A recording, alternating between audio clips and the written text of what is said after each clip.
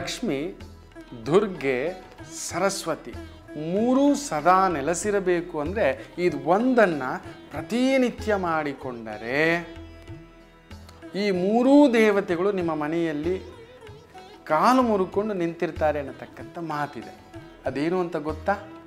ಪ್ರತಿನಿತ್ಯ ಸೂರ್ಯೋದಯಕ್ಕೂ ಮೊದಲು ಸ್ನಾನ ಮಾಡಿ ಒಂದು ರೇಷ್ಮೆ ಸೀರೆಯನ್ನುಟ್ಟು ಮನೆಯ ಹೊರಗಡೆ ಒಂದು ರಂಗೋಲಿಯನ್ನು ಹಾಕಿ ಒಂದು ತುಳಸಿ ಗಿಡಕ್ಕೆ ದೀಪವನ್ನಿಟ್ಟು ಮನೆಯ ದೇವರಿಗೆ 3 ಇಂಚಿನ ದೀಪವನ್ನಿಟ್ಟು 3 ಇಂಚಿನ 2 ದೀಪವನ್ನಿಟ್ಟು ತುಪ್ಪವನ್ನು ಹಾಕಿ ದೀಪ ಬೆಳಗಿಸುತ್ತಾ ಬಂದರೆ 108 ದಿನದಲ್ಲೊಂದು ಅದ್ಭುತ ನಡೆಯತಕ್ಕಂಥದ್ದಾಗುವುದು.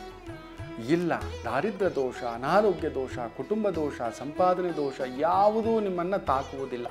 ಅಷ್ಟು ನೆಮ್ಮದಿಯ ಜೀವನ ನಿಮ್ಮದಾಗ್ತಕ್ಕಂಥದ್ದು. ಹಾಗಾದರೆ ಇನ್ಮೇಲೆ ಆ 3 ಇಂಚಿನ ದೀಪವನ್ನು ತುಪ್ಪವನ್ನು ಹಾಕಿ ಬೆಳಗಿಸ್ಕೊತೀವಿ ಅಂತ ಅನ್ಕೋತೇನೆ.